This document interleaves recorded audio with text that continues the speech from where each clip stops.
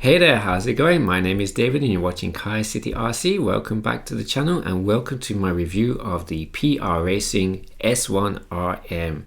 Now, if you haven't already seen my unboxing and build videos, there's links below in the description. I suggest you go and check those out first before watching the rest of this video. Initially, I'm going to be talking about the S1 RM in isolation, but later on I'll be giving my thoughts on how it compares with what I would consider, and I think most people would agree, its chief rivals, namely the Kyosho Dirtmaster and G-Force Hobby Genova. I expect this video to be quite long. It wouldn't surprise me if it's nearly 20 minutes. So for those of you who've got better things to do than listen to me waffle on and on, I'll summarize the S1 RM in one word for you right now. Excellent. Bill and Ted just popped into my head there. Yeah, it's excellent. If you do buy one, I'm pretty sure you won't regret it. That's the short answer anyway. If you've got some time, grab yourself a cup of tea, a cup of coffee, sit down. This may take a while. This is the long answer. Okay, so before we go any further, there are a couple of things that I want viewers of this review to bear in mind. The first is that I'm no pro driver, competent perhaps, but pro driver I am not. And secondly, I am no expert when it comes to chassis tuning and suspension setup and stuff like that. Again, competent but no expert. So what I'm trying to say is these are purely my personal experience. Your mileage may vary, and somebody who's more skilled than me at both driving and setting up the buggy might produce different results. So just bear that in mind. Next, I'm going to digress a little bit here. You can see on the screen now exactly what the track that I race at is like. So you can see it's indoor carpet track, but what isn't obvious from the video is just how the track is organized, and I believe it has relevance to this review. So just allow me briefly to digress and talk about the circuit Karnos RC Park. If you've been following the channel, you will know that I race at Karnos RC Park. By the way, thank you for sticking with this channel. Your support is very, very much appreciated. But what is not obvious on the video is just how it's organized. So racing is split into 15-minute time slots. So the first 15 minutes is called practice time, although most people refer to it as Tamiya time. And it's just that it's aimed at slower buggies or novice drivers who want to go around the track and not worry about holding up faster pro drivers with, high-end machines. As such, there is a limit on the motor. You can only run up to a 17.5 ton motor. And it's during this time that you get absolutely everything on the track. I mean, you could be running around and there'll be lunch boxes next to grasshoppers, next to wild ones, next to blitzer beetles, next to comical series, and you name it, it's running around. And those drivers can be completely new. It might be their first time on the circuit, or it might be other people like me who are veterans and just want to run around with a holiday buggy. My point being is that even though it's slower paced, it's no less fun. In fact, I enjoy running during practice time more than I do high-end time. And that's the second time slot, high-end time. So high-end time is just as the name suggests. And that's where the people who want to go around the track as fast as possible run. You will see buggies from Yokomo like the YZ2, the YZ4, the newer Super Off-Road and Master Off-Road series, Schumacher, Cougar, Associated B6.4, etc. It's all about going around the track as fast as possible, shaving 10/10 of a second off lap times, clearing the doubles in a single go. So why am I telling you this? Well, when I picked up my Genova and Dirtmaster and started running Karnos, I had to make a decision which time slot would I run them in.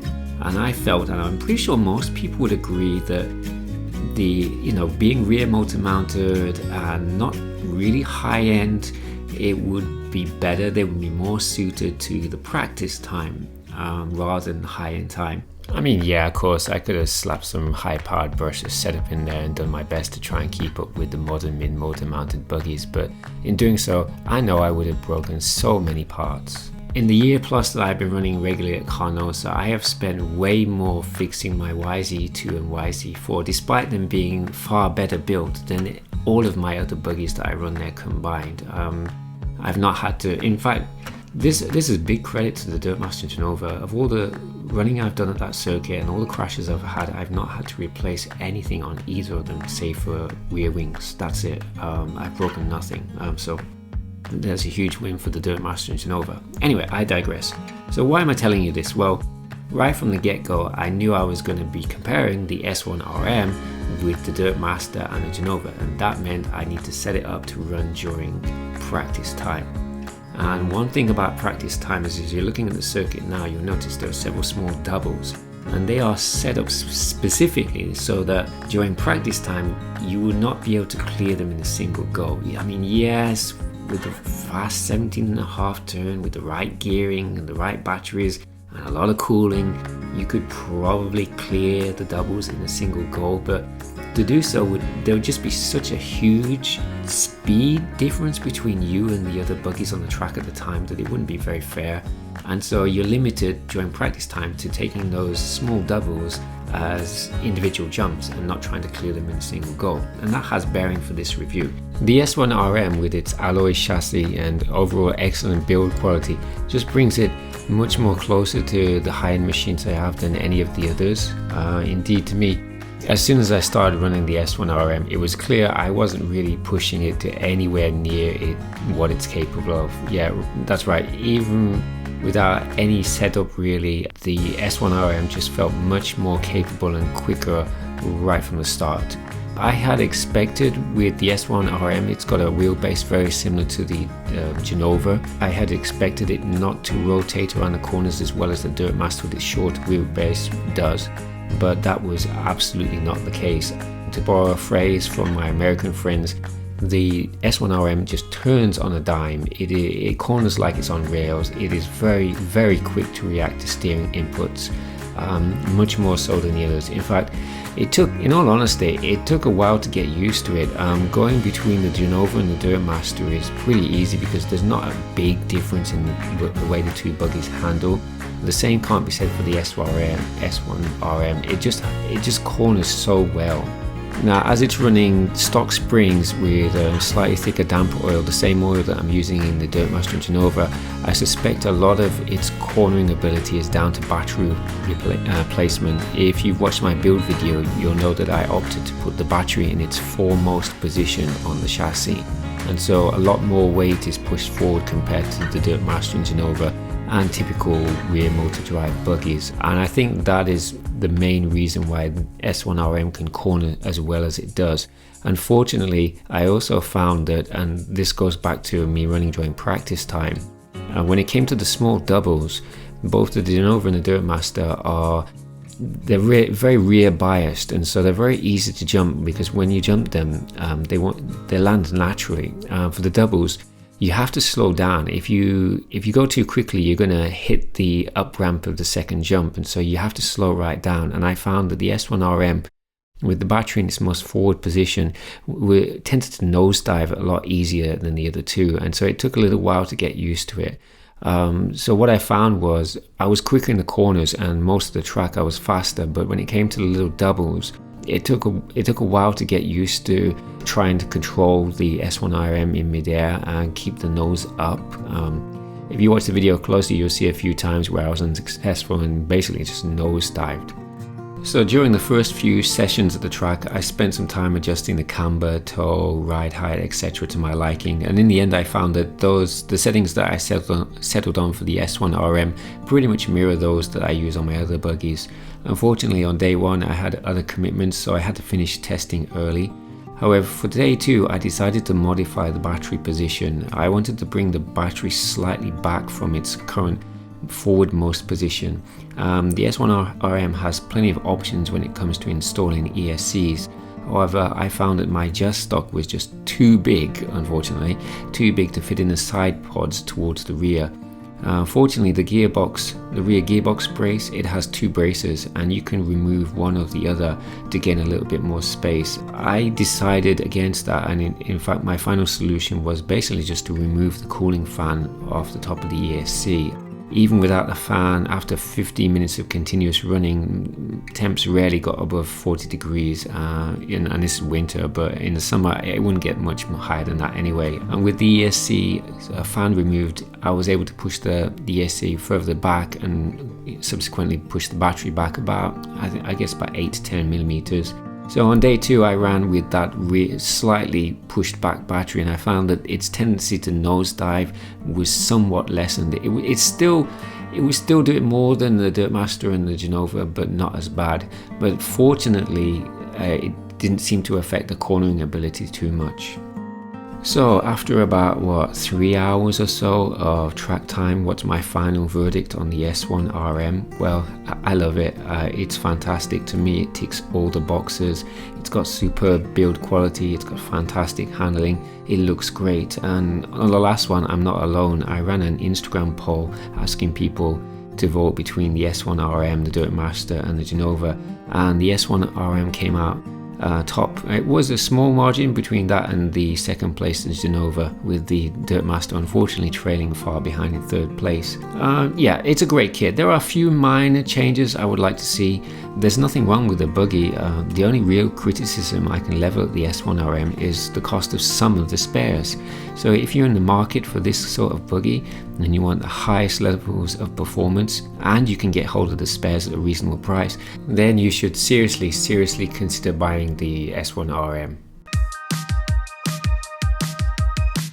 But what if you're trying to decide between the S1 RM and, for example, the Dirtmaster or the Genova? I'll try and give you as much information as I can to help you make that decision.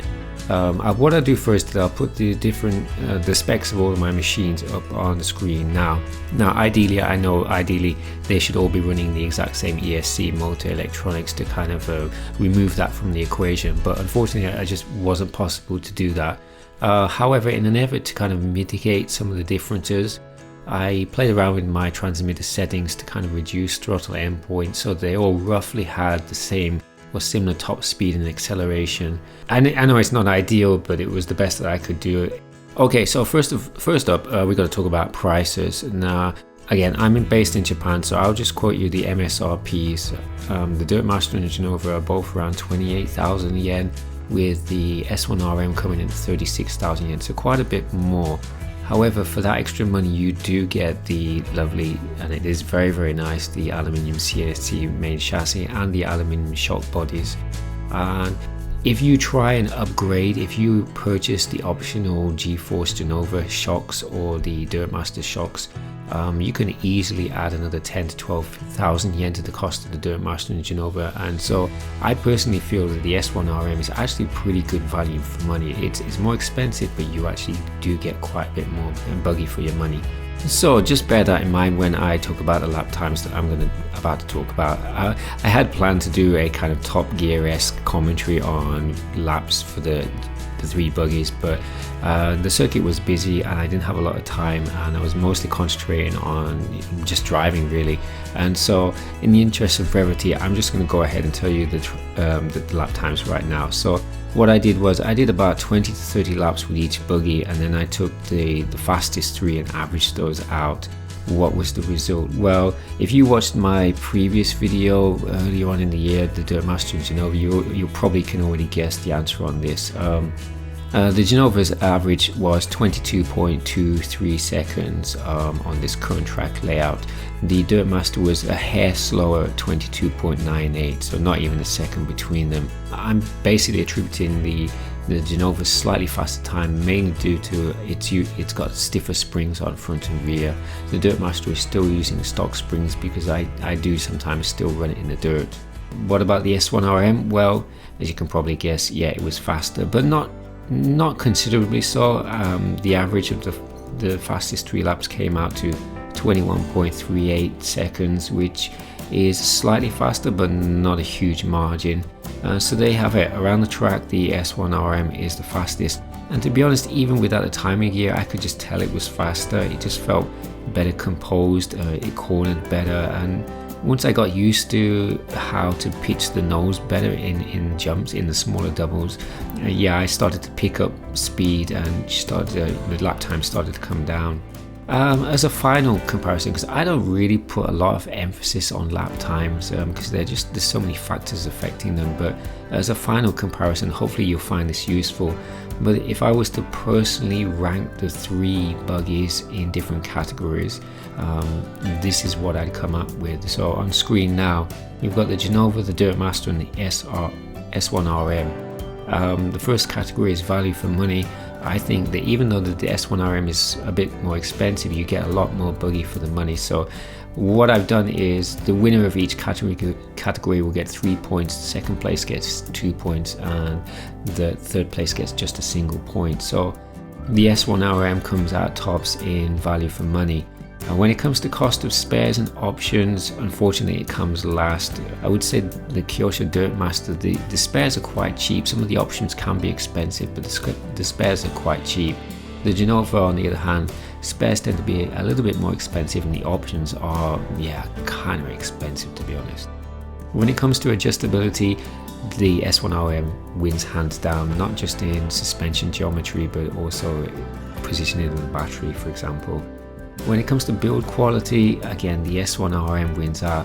The plastic quality is similar between all three of them, but you've got the extra aluminium pieces on the S1RM that just kind of lift the whole quality of the whole buggy up. Handling on carpet track, again, the S1RM wins out there. Dirt, it might be a different story, but certainly on carpet, it wins out. The next category is durability and reliability. Like I said earlier, my Genova and Dirt Master have been ultra reliable and ultra durable. They've not broken at all, except for rear wings. I've only ran about the S1RM for about 3 hours so far, so I can't really comment on durability, but it's pretty solid. So what I'm going to do is give them all 2 points. When it comes to ease of maintenance, there's not a lot in it, but looking at the three, I feel that the Dirt Master is probably the easiest to work on, followed by the S1RM, and then the Genova, the turnbuckles are held in place with screws rather than ball connectors, and a few other bits and pieces, and of course it's using Phillips screws and not hex, so I'd say maintenance, the Genova loses out. And then finally, looks. As I mentioned before, I personally like the look of the S1RM better than the other two, and my feeling was echoed on an Instagram post. But I mean, they all look great, but and it's totally subjective. So there you go. That's my S1RM review from PR Racing. It's a great buggy. I really like it. Definitely, if you're in the market for this kind of buggy, depending on where you are in the world, I would probably lean towards going towards the S1RM. Okay, well that's it for today. I'll catch you next one. My name is David. This has been Kai City RC.